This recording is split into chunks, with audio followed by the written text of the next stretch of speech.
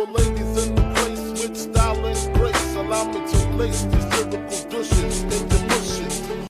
Hey guys, welcome back to Make It in Dubai, episode number 12. This is me, Vignesh. And this is your co-host Shivank. Yes, right or left side, whatever side he's in. Hopefully, a lot of our shots have been going viral. I mean, yeah, based on our standards, it's going viral. not in like the audience standards. I mean, see, whatever the rules is, we're going viral at least one way or the other, so that's a good thing to see. So, How much views have you got now for that shot? I think it was 3.3k. 3.3k, right? So Right. yeah, I mean, based on compared to the base we have of fucking 10 people, it's like 16, bro. What are you saying? Okay, 16. Yeah, so that's a pretty good achievement. No, more than that. The thing is, it's 16 people, 3.2k views. It's all organic, just because of the content. So it just makes it as like it makes us a little bit happy. So why not share it with you guys as well, right? So moving on, episode number 12, Shiv. I think you know what we should talk about. Mm-hmm.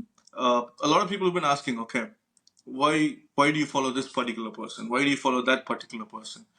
How did you come in the mind frame that, okay, this is someone that I can follow and learn from or understand from? A lot more questions surrounding that. So I thought, okay, this episode we can talk about why are we following the people that we follow, right? What is it about them or what is it about us that makes us follow them? What are we learning? And what are we trying to get out of, following them? What are we observing from them, right? So I think that would be an interesting thing to go. So the question is, do you want to go first or do you want me to go first? It's fine. I mean, you can start this time because you have a lot of content on that side, right? So I'll try to improvise after you. Yeah, come on, man. There's not a lot of content stuff. Okay, so firstly, what I'll do is, let me just walk through the kind of people I follow, right? Mm-hmm. It follows a very weird. Let me list it. I think that it makes sense. So, number one, Dana White. Then you have recently, for the last 2-3 months, it's been Patrick Bet-David. Then Ryan Reynolds, The Rock, Kobe Bryant, rest in peace for the legend, Shaq, KSI, Joe Rogan, and the Tate brothers. No matter what controversy they have, I think I'm going to stick with them because I've learned a lot from them, right? So these are how many we have? 2, 4, 6, 8, almost 10 people that I follow. Now, why do I follow them? What makes me follow them? What am I learning from them? I can't reveal that now. I'm going to say that a bit later. But for me to say why I follow them, I need to give a history of who I am first, right? What do I want to become? And how did I end up following these guys? Why did I end up resonating with them, right? So this is something which I did a long, long time ago. You can say when I was in 2018. So I was just 21. This is when I graduated out of university and I was just trying to see what I wanted to become in life, right? So I was looking at a lot of different content. I don't know where this came from, but this stuck to me. So every time I imagine the best version of myself coming out in that particular scenario. Now, let's say at this particular scenario, when I close my eyes and I just start listing down the best version of myself that comes out of a portal. That's what I think of. My best version right now has a very well-groomed hairstyle, beard, fully suited up, right?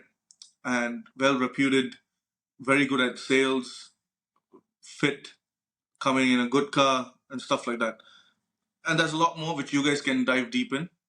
But this is the vision I see for myself. Okay, everyone has the daydreaming ability. I'm not saying no. But once you daydream that, the second question comes down to how am I going to achieve that, right? This is where I think your short-term, mid-term, and your long-term goal comes in because this is something which I learned last week and it actually helped me a lot. Not learned last week, but this is something which was explained to me a bit clearly last week. So I was thinking, let's say for example, right now I'm coming out of the portal, right? And the best version of mine is wearing, you can say, a Gucci suit with Armani glasses and your LV shoes or whatever the fuck it is, right?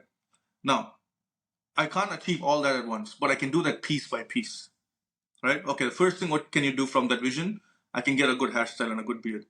Yeah, I don't know if this is good enough. Hopefully this is good enough, but I was like, okay, this is one thing I can do. So you can keep that as your short-term goal. Short-term, from my long-term vision, I can do these things. So you go try doing that. See how you can get that done, right? Now, midterm, you can say, I want to buy this kind of shirt, that kind of suit, right? You get that done for your midterm. And long term, you can say, I want to get that car, right? So it's from the same vision, but now you're going piece by piece. That's how you do it. Now, a lot of people will say, you know what? I don't know. What if my vision changes today or tomorrow? We had that conversation as well, right? Vision is not something that stays constant. True. But what do you want to see yourself like will always stay constant.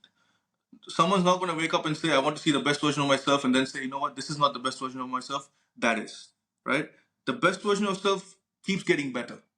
So at least the foundation that you build your best version of yourself comes from one particular spot. Then it's like a construction building. You lay the foundation, then it just keeps building and building and building. That's how it works, right? So I would say that is what I've done for myself. And when you do that, you see a certain attributes about yourself. Okay, I want to be confident.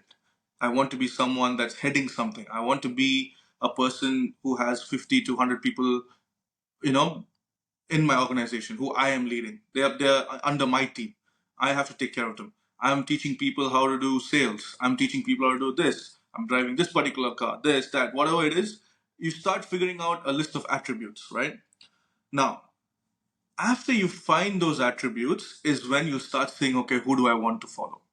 Now, for me, the attributes which matter to me a lot is personal life stability, business ethics, mental strength, charisma, common relatability with people, and living the life I want to live, right? Now, these are a summary of the attributes I want, or I want people to think of that about me. Okay, this guy is living the life he wants to live. I want to be like Vignesh, right? So I've summarized these these how much? 1, 2, 3, 4, 5, 6, 7 things that I want to have. Now, who resonates more with these 7 attributes that I have, who I want to have as well? That's when your people come in, your Dana Whites, your Ryan Reynolds, and your Patrick Bet-Davids, they all come into the picture, right? Now, a lot of people will say, okay, these guys are red pill, blue pill. See, for me, I don't give a shit about red pill, blue pill, to be very honest with you.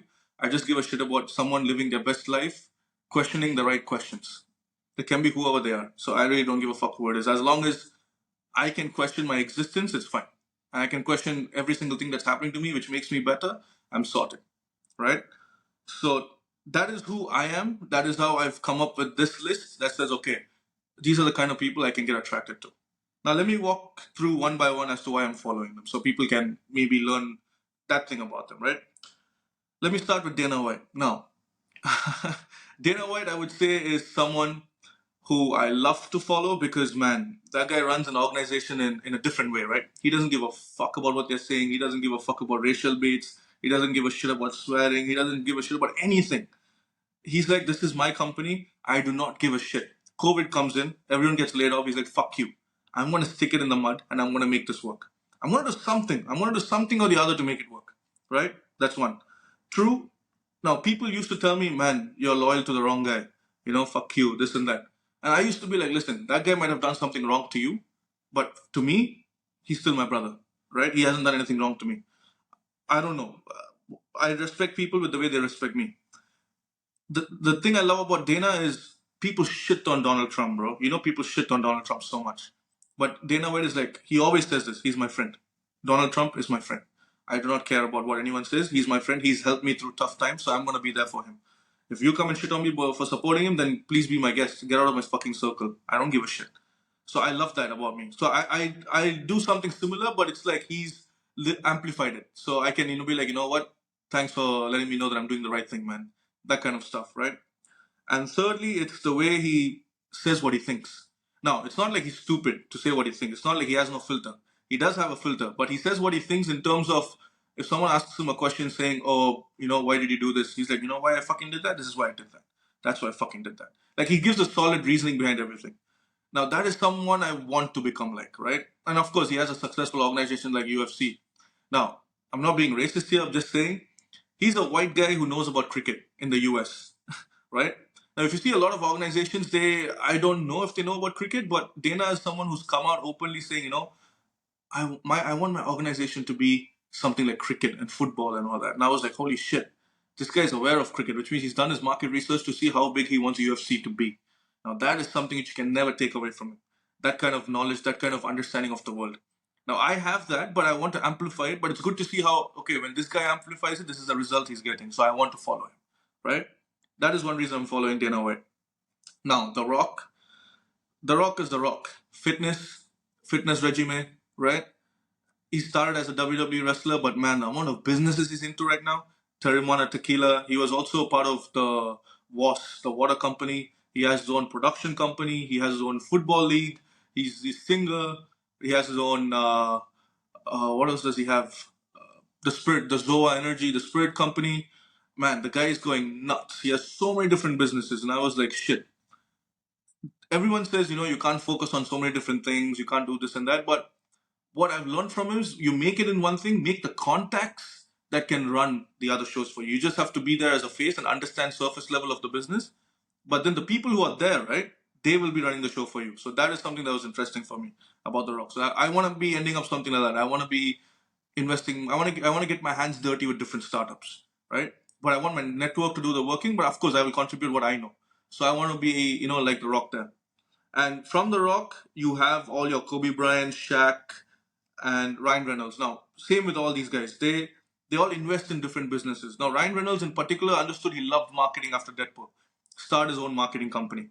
He was I saw this term. He was doing something called fast to advertising, right? So it's like the whole Peloton scandal that happened. Next day he got the actress and he made her sit and he's like, you know what, act in my ad. So that was interesting. It's like he doesn't give a shit. It's all one day to him and he makes it viral. He got a football team, sold it for like 3 times the price. Not sold it, but it's the valuation has increased for 5 times the price from the day he's bought it in 2-3 years, bro. All because of Ryan Reynolds, the marketing factor. So that was exciting to me as well because I want to end up something like that, right? And then you have your Tate brothers and KSI, two YouTube influencers who've made it huge. But of course, Tates are the Tates, KSI is KSI. Now people look at KSI and they're like, yeah, he's just retarded, just fucked up, this and that. But bro, Prime, YouTube, music, boxing, the restaurant, so many different businesses. Again, these guys just show how to leverage the network that they have. Of course, and the money plays an important part. I'm not going to say no, but the network. So that was nice to see as well. And the Tate brothers, bro, I don't even have to say anything. The way they communicate, the body language, what to expect. Yeah, your girl left you, fuck it. Go ahead with your life. That kind of stuff helps you a lot, right? It shows you that, okay, no matter what, you are put in this earth for a purpose, go achieve it. Everyone has their goods and bads, right? People come and say, oh, why are you following that guy, man? He's scandalous, he's controversial, this and that. But fuck it, man. You take the best out of that guy and you make your life better, right? You don't have to be him. You take the best of him, best of so many other people, and you put your own identity to it. So, yeah, these are the guys I follow. And why all these guys? Like I said, their personal life stability for, let's say, your Patrick Bet-David, Dana White, The Rock, KSI, Joe Rogan, Ryan Reynolds, their personal life is actually sorted. They're not like I'm going to marry now, divorce in 3 years, divorce in 4 years. No, they have like 10 years, 15 years of marriage, bro. That's something which is hard to get, especially when they're in that kind of industry. But these guys have that, right? And the business ethics, the amount of money they've amassed, insane. Their mental strength to go through all that shit, amazing. Their charisma is on point. Everyone I mentioned here has their own charisma. Not one person I mentioned here does not have charisma, right? So you can learn how to do that. And their common relatabilities. Like I said, who I want to become, there's like 99% common traits between everyone I mentioned and me. So this proves me, okay, these are the guys I have to follow to make myself like them. So the way I talk, the way I act, my body language, the way I consume my content is all related to these people, right? And then the life they're living, bro. Stress free, but it's not stress free, it is stressful, but then they're still doing what they love. They're hardworking, but they're doing what they love. So for them, the working is not working.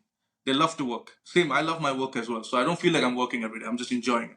So yeah, this just proves to me why I should follow these guys and why I should become like them, right? So that is one of the main reasons why I follow these guys. Nice, man. Yeah. So from this list, when you okay, because when I do it, in each phase of my life, each of them will play a different role. Like when I have my own list, does it work the same way for you? Like different stage of life, different people in the same list help, or you go by all of them together at once and it has been constant throughout? No, like I said, right? So now these 10 people that I follow, they contribute to different aspects of my life.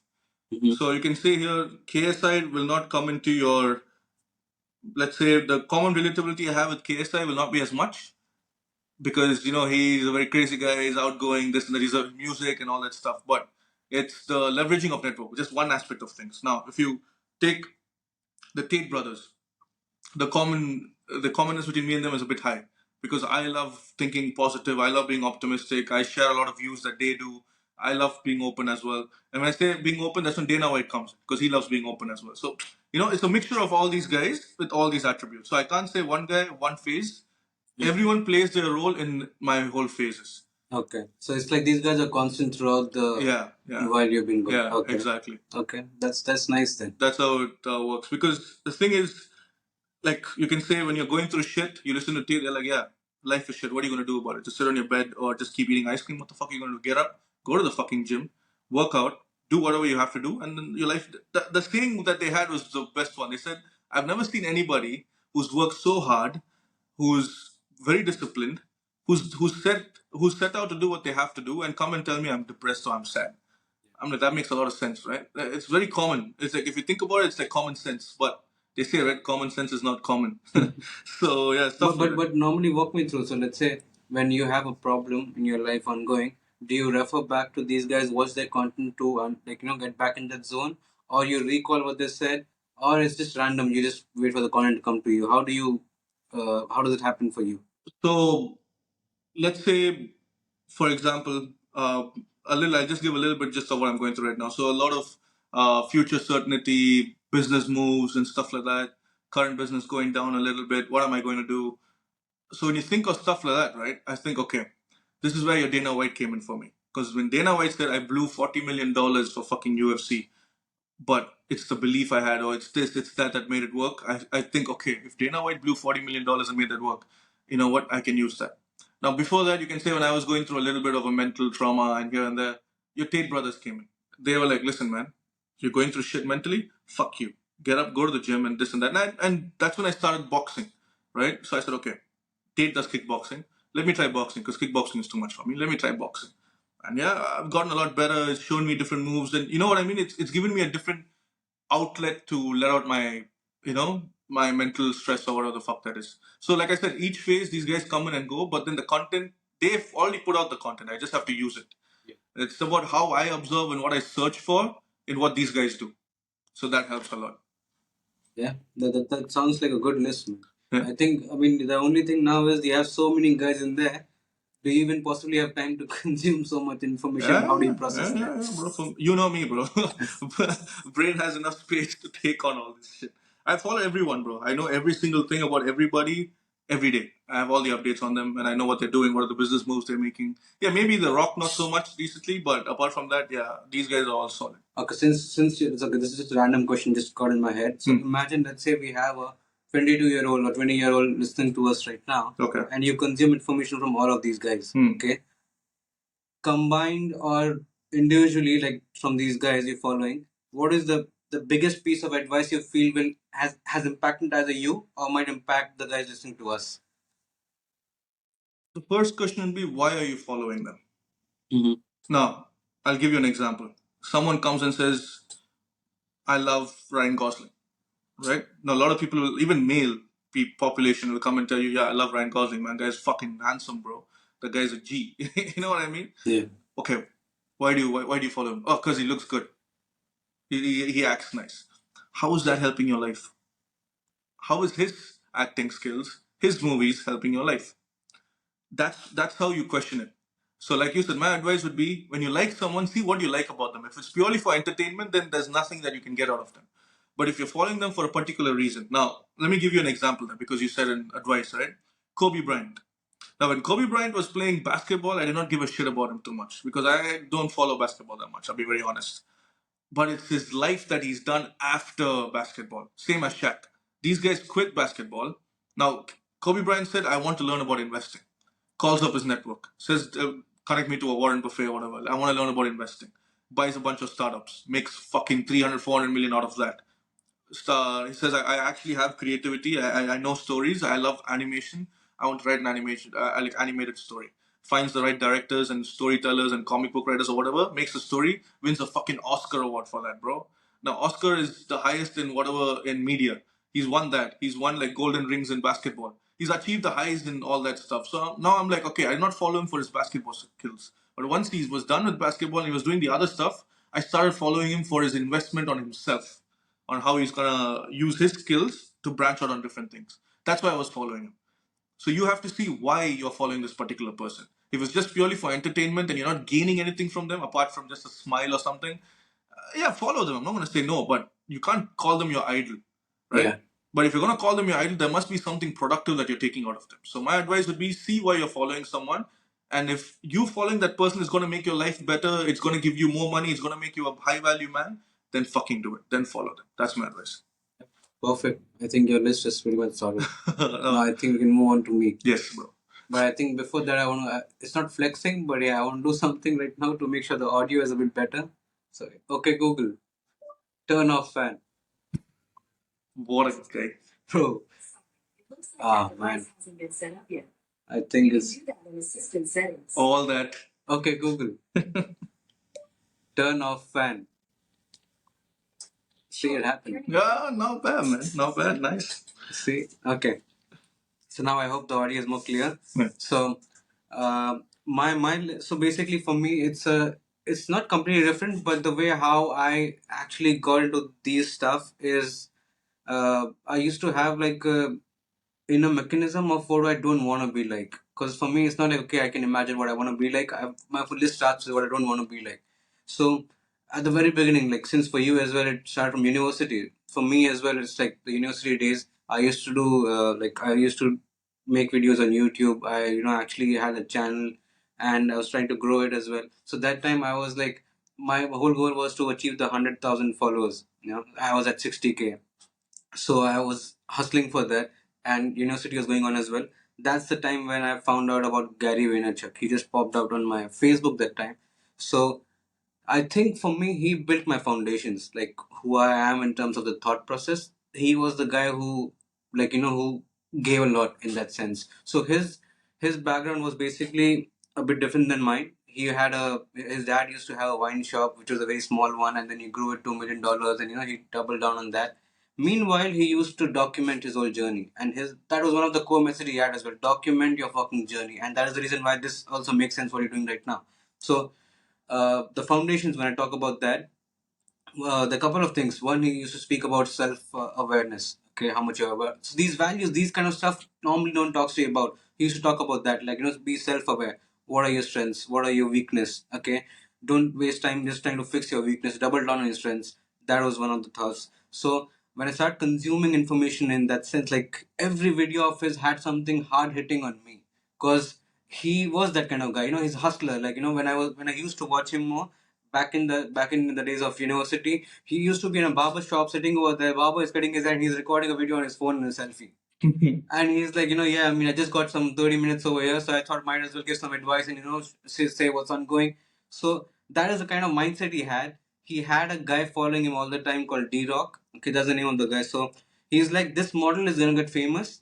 Okay, people you having one more person with you just recording what you're doing, like the extended version of you, just showing how you're entering in a meeting, what you're doing, what you're discussing, going back to the barber shop, having a haircut while you're talking about something. You meet someone in your car with a budding entrepreneur is there. You speak to that guy in the car. You give him some advice. What is happening? He records every fucking piece of content that way, and he's just living his same life. Okay, that was first piece, like content creation naturally. And he's like, I'm hustling. I just want to make sure everybody knows I'm hustling, and then I'm giving advice and stuff. And I work my shit. I actually made $1 million, and I'm saying all this stuff. So that is the start. That's how I got into this zone, with him. I actually got a Udemy course which he made. Okay, I went that deep. So he organized that whole piece. I went through each and every part, and then that's why he talked about self awareness and all these key elements you need to understand. So that is why I understood that there's reason why he's making all this. So one is about his awareness. Second is he used to mention that I experiment with 10 different platforms. Like you 5 of them you might have never heard of. Okay, you have heard of Facebook, Instagram, blah blah blah, the core ones, and you think I'm just on here. And you don't know I'm on the other 5 as well. And out of that, 4 won't work out, but one will work out. And over there, I'll be so big. By the time you reach there on the platform, you'll be like, "Fuck, this guy's already big, so big." So he's like, I'm that kind of guy. I find these stuff. Even when Insta Story came out, back then they were launching Insta Story. That dude was posting like 10 posts a day on Insta Story when people were just figuring out what to put on Insta Story. So the kind of data he got in, the kind of data he has to analyze, and the background of how his mind works in this sense, it unlocked for me that you can be the ones just to experiment with these kind of stuff. And he used to talk about social media, and that was the main forte he was talking about. So that's how he influenced me on being on the trend, and trying to get into untapped platforms, untapped things. That untapped word was something which got into me. So that's the basic stuff of what he got me into. Then it's like the way he's made his whole business. So one is the wine business, which is already like going big. Then he launched his own wine company, like the brand. There's a brand he launched making wine by themselves. Like they used to have a vineyard, and they used to bring that kind of stuff. Then he had a social media agency. Okay, social media agency was two parts. One is getting all these NBA and all these sports agency, basically sports marketing. Yeah. So he was in that. So he used to use his public figure, Gary Vaynerchuk, okay, his social media presence to get deals from these sports people, because they're like, fuck, this is already a motivational speaker. He's so big, he knows his shit, he has this kind of following, he's actually knows how to explore stuff, gets it to the agency. And he used to bag a lot of these kind of like famous athletes. Okay, that is one part of the business. There's another agency which was for, I think, normal digital marketing kind of stuff.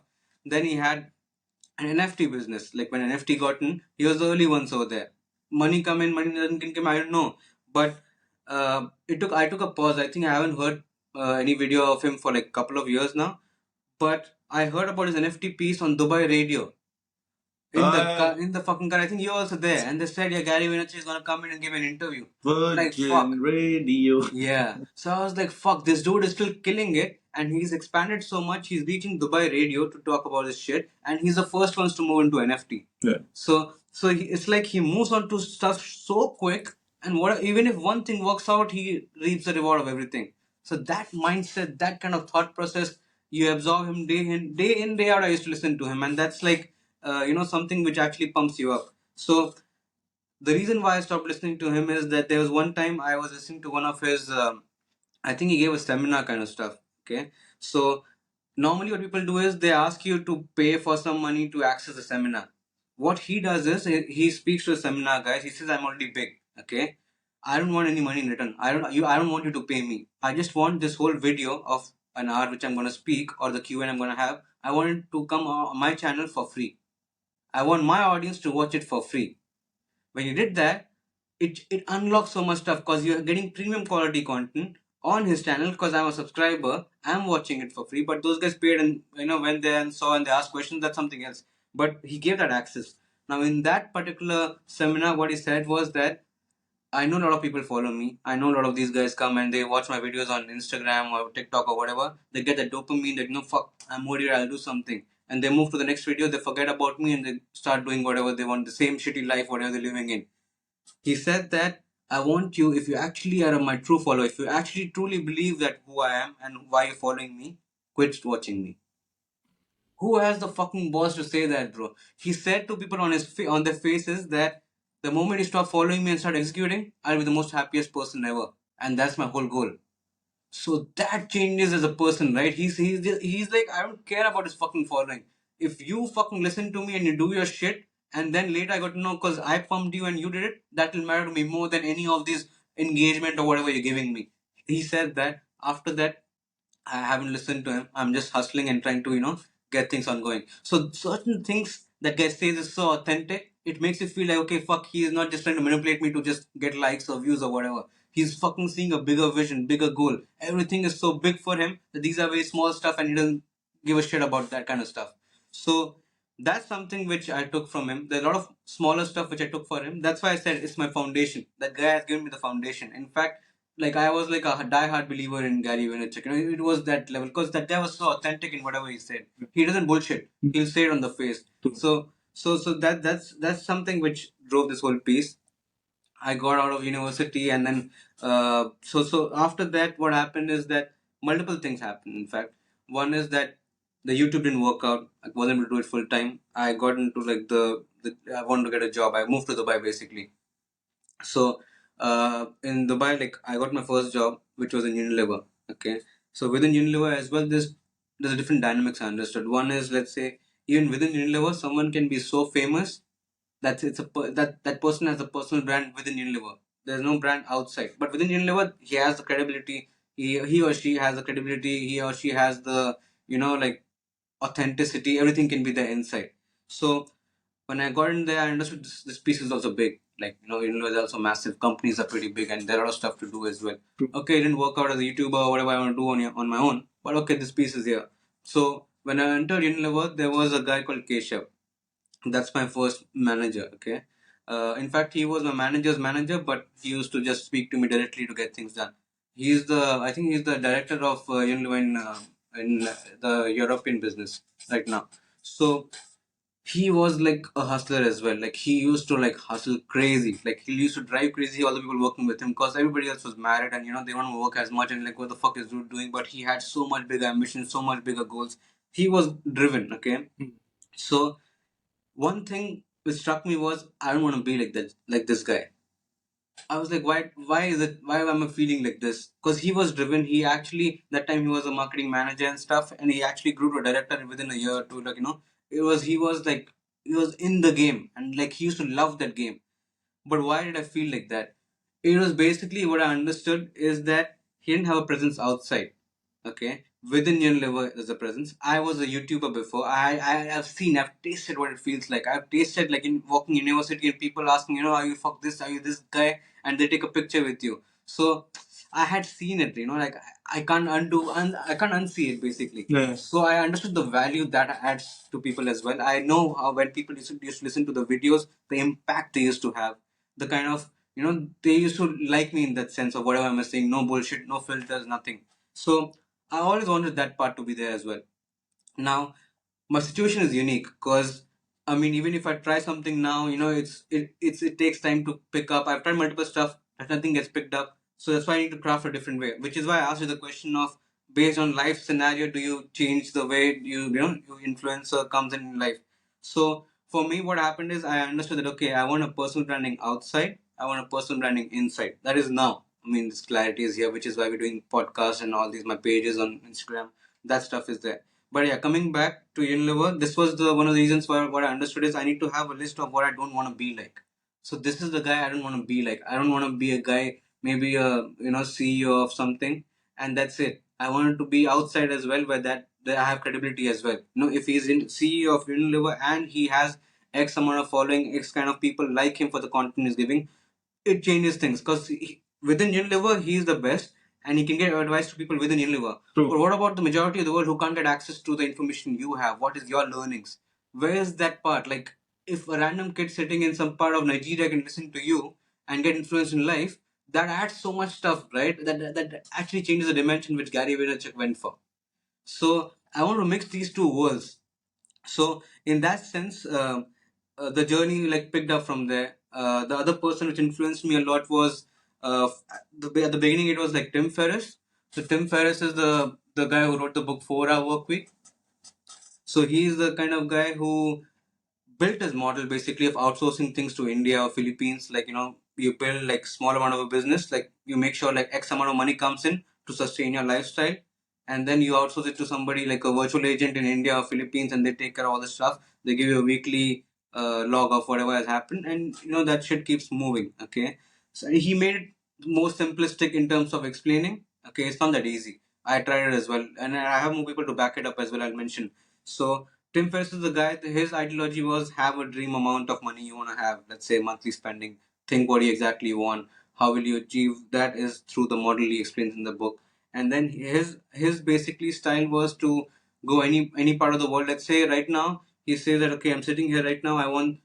Uh, I need 6 months. I'll go to China and I want to learn kickboxing, and I want to compete in a tournament.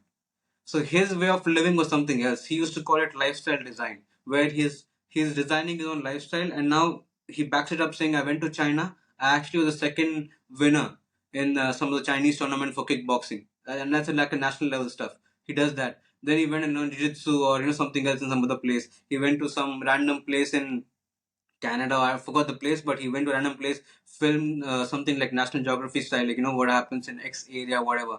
he's like basically whatever I want to do, I take 6 months, go there, all in, do that, make content out of it, sell it to people, send it to anybody, and then he's building his brand that way. So that for a while got into me. I was like, fuck, I want to be like this guy. No, I want to do like this. I want to actually go on 6 months and try to learn Spanish. And I try to make network in Spanish because he used to say that. He said, I want to learn Italian right now. He just go to Italy and stay there for 6 months and try to build a business over there. Even if it fails, he's learned Italian and he knows people, everything. He can use it anywhere else. I got mindfucked with that model. Okay, so that's why it inspired me a lot. So this guy now he's not doing the 4 hour work week that much. He's got in the podcast. I actually checked how much amount he's making. He makes around, I think, $40,000 per podcast for sponsorship from one sponsor, and he has around 2 3 sponsors. Okay. Oh fuck. In one like 1 hour of a video, 3 4 sponsors, each paying 30 40K for that small placement. Nice. I was like, this dude is milking money, and he does a video every week or something like that. Imagine. I was like, fuck. And he was in the game early for podcast as well. Why? Because he had the time. He thought, you know what? I want to experiment with podcast. 6 months. He went in and fucking he saw the potential, and he's like, he's just sticking to it. So that's the kind of so I went through that. I made sure my mental models were around that. How can I build this life and all that stuff. That's the crazy part. So when I was doing this part, I got introduced to two guys, Sampa and Shanpuri. I think I mentioned to you before as well. Like they had something called My First Million. That's the podcast name, and I got to know this because I used to follow a newsletter called The Hustle. Okay, it's mainly about all these tech news coming every day on your inbox, and the style in which they write content is very like mindfuck. I'll give you an example why. Uh, there's one time when I signed up for The Hustle, and I got an email. Okay, look at the creativity these guys have. So the email says that so the email was basically, I'm an intern sending you this email, and this is my biggest project I've got till now of handling anybody new who we acquire for the newsletter. And I don't want to fuck it up. So can you please give me any help or insight of what exactly I can do more, or I can do something so I can make sure this newsletter goes to something else, I can prove my worth. There was no intern.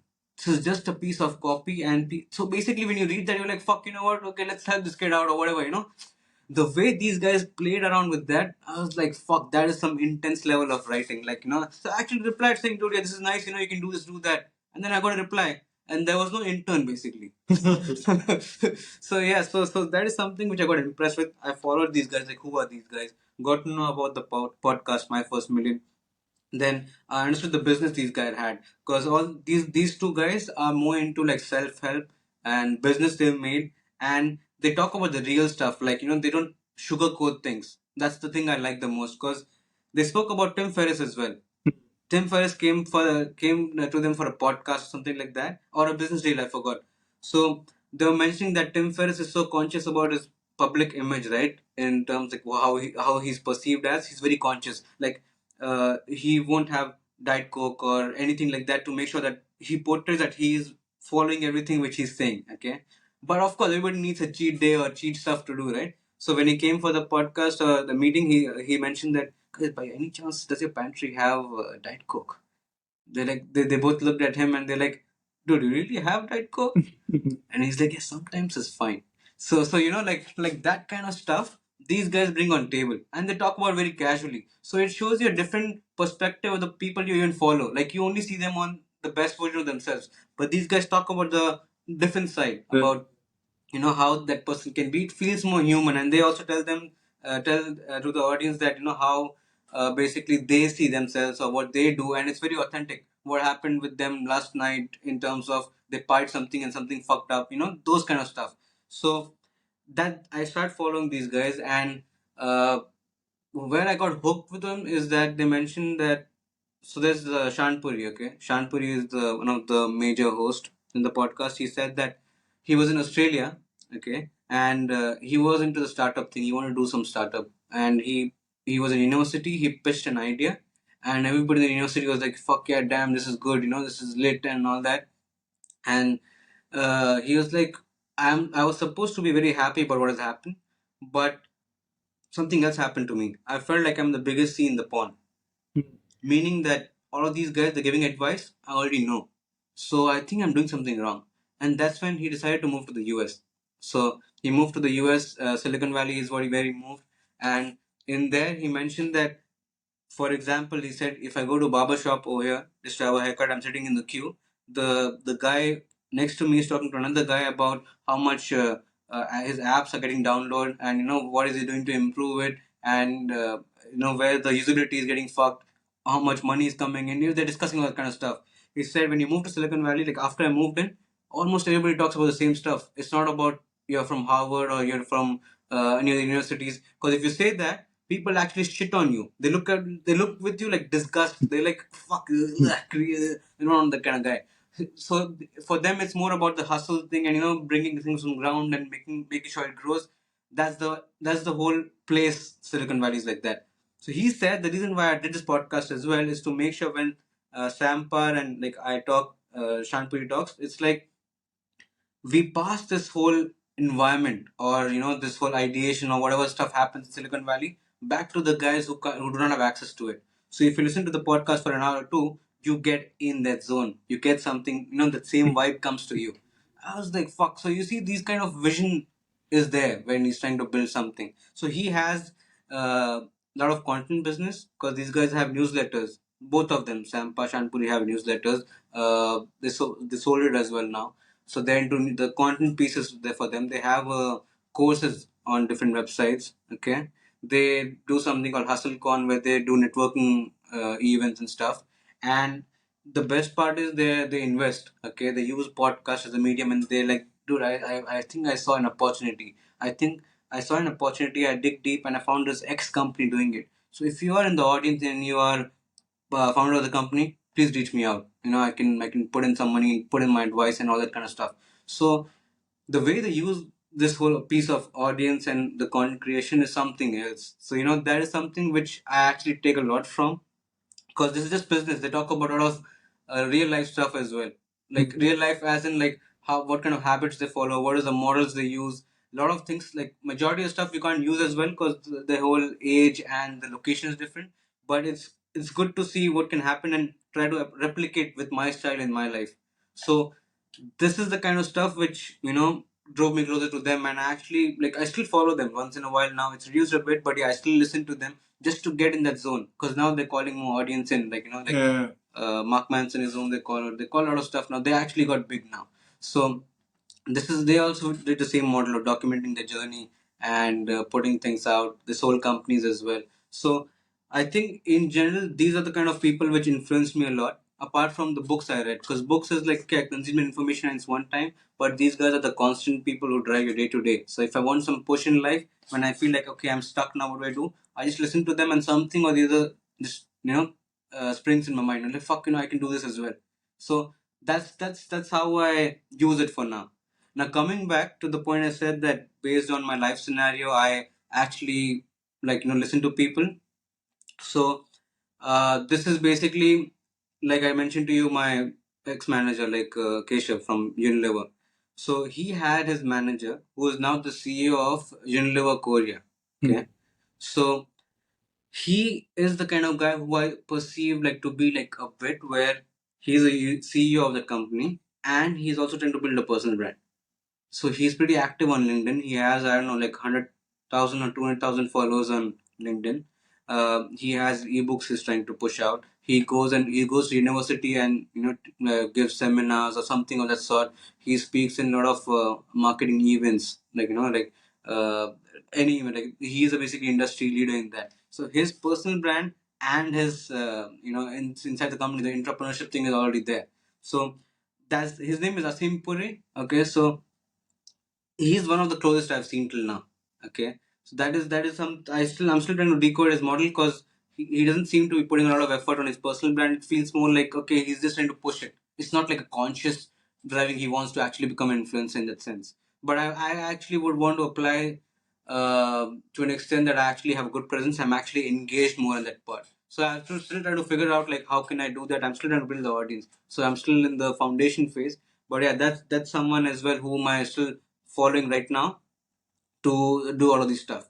Now, I know I've put a lot of people over here, but so yeah, the real G we're talking about, Naval Ravikant, he helped me shape a lot right now. So it's like, I think we spoke about a lot about him in the first or second podcast about labor leverage and the media leverage, that kind of stuff. So his basically the book which inspires a lot, in the sense that he talks about wealth. How do you create wealth? Second is, how do you lead a life after you have wealth? So these aspects, like which he mentions, actually shaped a lot of how I've been driven right now to build things, because he gives more of a perspective of what nobody else gives. So it's like no bullshit model of how you can make life work out. So of course, like right now, this is the personality who's influencing me in multiple ways, and like I said, I keep adapting onto who I follow based on my life situation. So I think for Naval Ravikant, it's mainly how to build wealth right now. He talks about different stuff to build wealth. What are the mental models you need? He actually talks about a lot of mental models using media leverage, and then he talks about decision making. How can you improve that part? So these are the aspects I'm trying to learn right now. So yeah, for me right now, this is what's been floating all this while. Nice, bro. Because I was just thinking about another point, like you said as well. I spoke about why I follow these guys, but then you gave another aspect of what I don't want to be like, what I want to be like, what I don't want to be like, right? So there are a lot of characters in my life as well that I don't want to be like. So I would say for all the people following us, see a character that you hate in your life. Okay, I won't say hate, but you don't respect or you don't want to be like, and write it down as to why you don't want to be like that person. He might be a waste bag. He's doing a job that he doesn't like. He's just depressed. He like no, I won't say depressive. He's just very depressed after time. I get negative vibes from him. He's not going after his goal. He has so much potential, but he's not doing anything about it. This and that, whatever it is, write down a different list of people that you don't respect or admire, and why don't you admire them? Why don't you respect them? And once you write that down, you'll automatically get an idea as to what you don't like about that person, what you don't want to be like. That's another way of doing it as well. So yeah, jot down a list of what you don't like in a person, and what you like in someone that you want to follow, and then combine those two and become the best man you can be. That would be the best fucking ending to this beautiful podcast, right? Yeah, that's a good summary. Perfect, guys. We will see you in episode number 13. Until then, peace. See you guys.